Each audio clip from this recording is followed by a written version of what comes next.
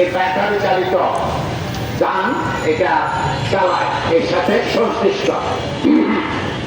এই ব্যাটারিতে চালিত যে যান, সেই 50 লক্ষ যানের সাথে তাদের প্রত্যেক পরিবারের যদি 5 জন করে ধরি, তাহলে 3 কোটি মানুষ সরাসরি এটার আয় ব্যয়ের সাথে এটার যে উপকারিতা, এটা চালানোর ফলে যে উপকারিতা সেটা পায় তারা।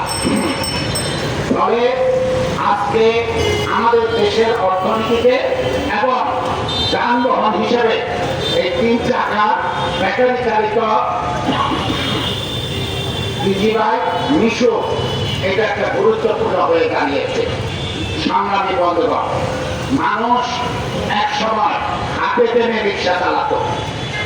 এখন থেকে যদি 100 বছর আগের কথা চিন্তা করেন, 70 বছর আগের কথা চিন্তা করেন, দুঃখিত, মানুষ হাতে টেনে রিক্সা চালাতো। সেই রিক্সা উন্নতি হয়েছে প্যাডেলের মাধ্যমে যখন রিক্সাটা চলত। প্যাডেল রিক্সা সেটা আমাদের দেশের একটা গুরুত্বপূর্ণ বাহন ছিল, কারণ এই রিক্সার মাধ্যমে একটা মানুষ ঘরের যত্ন থেকে শহরের যে কোনো জায়গায় পৌঁছাতে পারে। এখন সেই রিক্সার একটা উন্নত প্রযুক্তি হলো ব্যাটারি চালিত রিক্সা। এখন একটা রিক্সাতে ব্যাটারিটা প্রথমে প্যাডেল রিক্সাতেই ব্যাটারি লাগানো হয়েছে, সেটা এখন উন্নতি লাভ করে ইজি বাইক এবং মিশুকে পরিণত হয়েছে। সংগ্রামী বন্ধুগণ, ফলে এটা পরিবেশের জন্য সহায়ক, আবার মানুষের যাতায়াতের জন্য এটা অনেক বেশি সহায়ক হয়েছে। অনেক কম সময়ে অনেক দূর পর্যন্ত এই রিক্সার মাধ্যমে যাওয়া যায়। সংগ্রামী বন্ধুগণ, ফলে এই উন্নতি আমাদের দেশের একটি বিকাশের লক্ষণ। এখন রিক্সা সম্মান পরিষদের পক্ষ থেকে বলা হয়েছিল একটা জাতীয় নীতিমালা তৈরি করা হোক, একটা ইজি বাইক, একটা সেখানে 200 ব্যাটারি চালিত রিক্সা, সেটার বৈজ্ঞানিক নিয়ম থাকলে এটা রাস্তায় চলার জন্য সহজতর হবে, সেটা সরকারের পক্ষে উদ্যোগ নেওয়া হোক। এবং রিক্সা যারা চালায় ব্যাটারি চালিত রিক্সা, তাদেরকে প্রশিক্ষণ দেওয়া হোক, তাদেরকে লাইসেন্স দেওয়া হোক, গাড়িতে লাইসেন্স দেওয়া হোক। এই দাবিতে সম্মান পরিষদের পক্ষ থেকে আমরা গত 12 বছর যাব এটা বলে আসছি। কিন্তু দুঃখের বিষয়, এই নীতিমালা খসড়া তৈরি হয়ে এটা চূড়ান্ত পর্যায়ে আছে।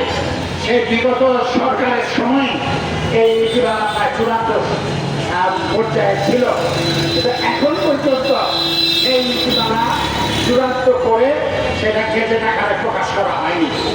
সরকারের সর্বোচ্চ পর্যায়ে সিদ্ধান্ত আকারে সেটা হয় নাই। সংগ্রামী বন্ধুগণ, আমরা সমাবেশ থেকে দাবি করছি, আমরা আমাদের প্রত্যেকটা সমাবেশে এই কথাগুলি বলি। সংগ্রাম পরিষদের পক্ষ থেকে সারা দেশে কর্মসূচি পালন করা হয়েছে, এই নীতিমালার দাবিতে।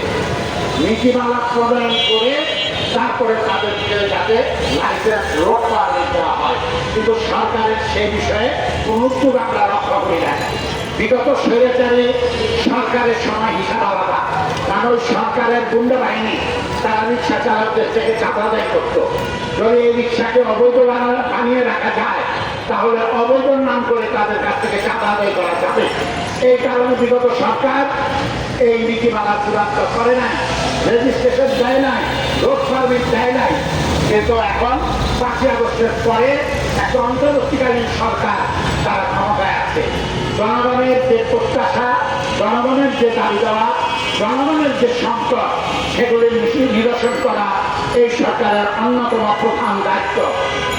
এই 5ই আগস্ট যে অভ্যুত্থান সংগঠিত হয়েছে, যে অভ্যুত্থান ছাত্র শ্রমিক জনতার অভ্যুত্থান নামে পরিচিত, এই অভ্যুত্থানে এই ব্যাটারি চালিত মিশুক এবং সেখানে ইজি বাইক সহ ব্যাটারি চালিত রিক্সা, এই সমস্ত স্তরের চালকেরা এই সম্মানের সাথে যুক্ত হয়েছিল।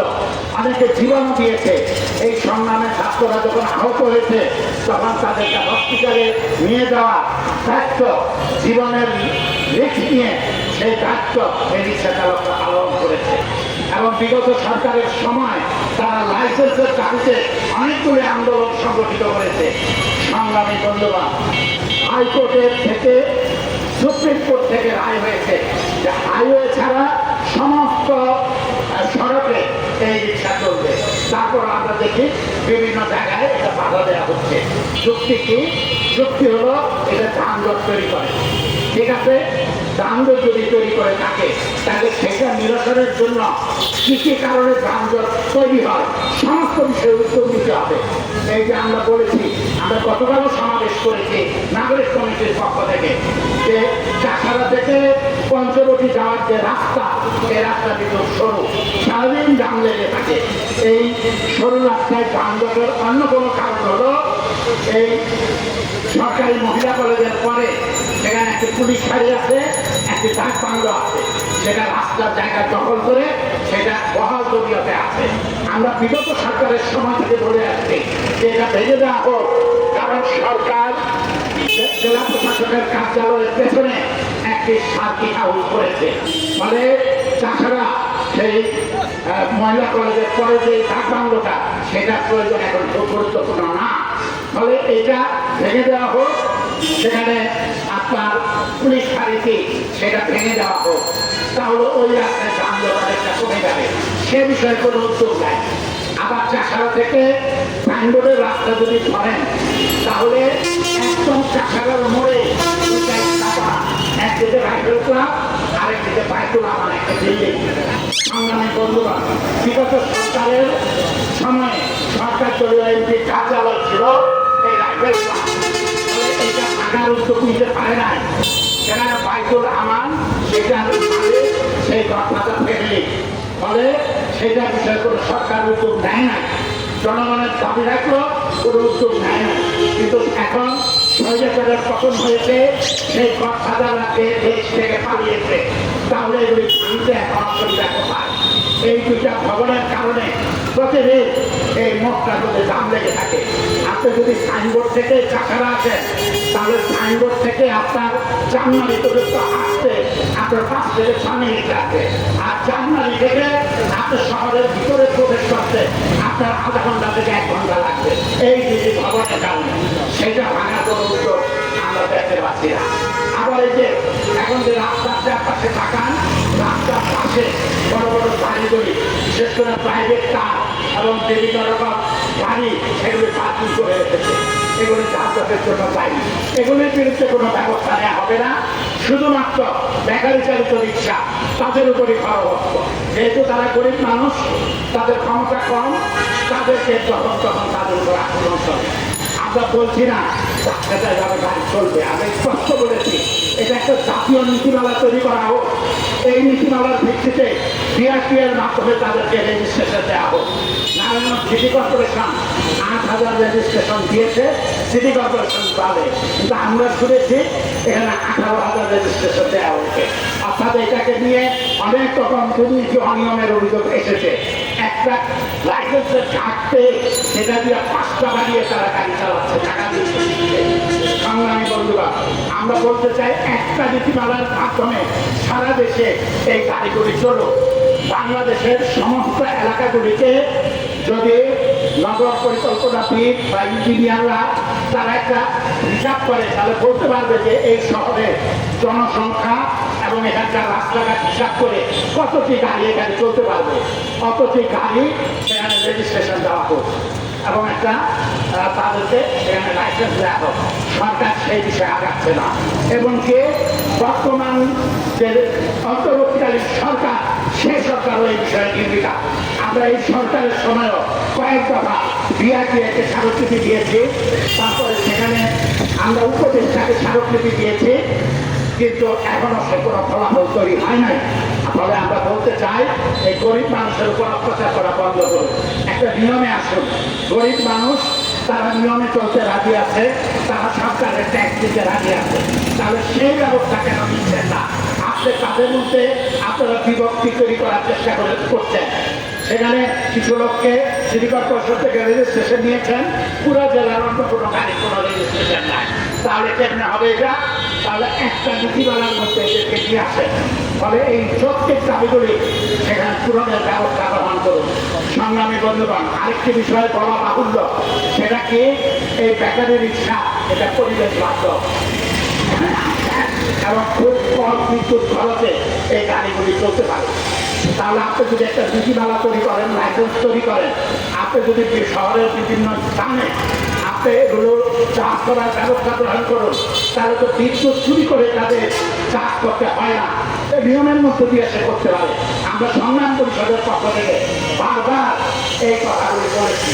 আমরা বলেছি যে এই গুরুত্বপূর্ণ শহরগুলিতে, সড়কগুলিতে এবং হাইওয়েগুলিতে সেখানে আপনারা বাইলেট তৈরি করেছেন, স্বল্প গতির গাড়ি এবং থ্রি হুইলার তাদের জন্য আলাদা রাস্তা করে দেয়। কারণ বাংলাদেশ এমন একটা দেশ, এটা হাইওয়েগুলি এমনভাবে দিয়েছে যে হাইওয়ে ছাড়া এগুলি চলা সম্ভব না। তাহলে হাইওয়ের মধ্যে স্বল্প গতির গাড়ি চললে দুর্ঘটনা হবে, এটা খুবই ঠিক। যে কারণে সুপ্রিম কোর্ট রায় দিয়েছে হাইওয়ে চলবে না, তো হাইওয়েতে আপনি বাইলেট করে দেন যে যেখানে স্বল্পগতি গাড়ি চলবে, তাহলে তো এই সমস্যা নিরসন করা যায়। অর্থাৎ এই 50 লক্ষ দরিদ্র মানুষ যারা নিজের উদ্যোগে গাড়ি করেছে, কেউ লোন করে, কেউ ধার করে, বিভিন্ন ভাবে তার প্রত্যেক জিনিস বিক্রি করে তারা একভাবে গাড়ি করেছে, আজকে তাদের উপর আক্রমণ চালানো হচ্ছে। এটা আমরা বলেছিলাম, রাস্তায় নামার পরে গরিব মানুষ লোন করে যখন গাড়িটা কিনে রাস্তায় নামে, তখন তার উপর আক্রমণ। এগুলো যখন বিদেশ থেকে এটা যন্ত্রপাতি আসে, তখন তো আমরা দেখি না এগুলির মধ্যে প্রতিবন্ধকতা তৈরি করতে। তার সব অত্যাচার গরিব মানুষের উপর অত্যাচার। আমরা বলতে চাই, বর্তমান অন্তর্বর্তীকালীন সরকার তার একটা বৈষম্য বিরোধী আন্দোলনের মধ্য দিয়ে এসেছে, মানে সমাজের বৈষম্য দূর করা এটা তাদের একটি প্রধান দায়িত্ব। তাহলে এই গরিব মানুষকে অত্যাচার করে তার যে জীবিকা, সেই জীবিকা কেড়ে নিয়ে তারপরে তারা বৈষম্যহীন সমাজ প্রতিষ্ঠা করবে, এটা একটা অবাস্তব চিন্তা। ফলে সমস্ত মানুষ যাতে সুস্থভাবে জীবনযাপন করতে পারে, সমাজ যাতে সুস্থভাবে চলতে পারে, এর জন্য সমন্বিতভাবে সিদ্ধান্ত নিতে হবে। সেক্ষেত্রে ব্যাটারি রিক্সা বা থ্রি হুইলার সেগুলি চলার একটি জাতীয় নীতিমালা তৈরি, এটা এখন অপরিবর্তিত রয়েছে। সংগ্রাম পরিষদের থেকে যে প্রস্তাবনা রাখা হয়েছে এবং সরকার যেটা খসড়া ইতিমধ্যে তৈরি করে রেখেছে, এটা খুব দ্রুততম সময়ের মধ্যে সেই নীতিমালা ঘোষণা করা হোক এবং এই লাইসেন্স দেওয়ার উদ্যোগ নেওয়া হোক।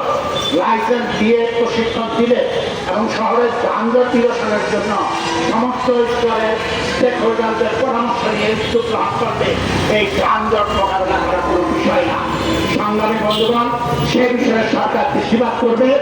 আজকে আমাদের এই সমাবেশ থেকে একটি প্রতিনিধি দল বিআরটি এর চেয়ারম্যান বরাবর স্মারকলিপি জেলার যে বিআরটি এর সর্বোচ্চ কর্মকর্তা পরিচালক ডাইরেক্টর তার নিকট স্মারকলিপি দিবে। এখন আজকের এই কার্যক্রমে উপস্থিত হয়েছেন যারা আমাদের বক্তব্য শুনলেন, সকলকে সমাজতান্ত্রিক শ্রমিক ফ্রন্টের পক্ষ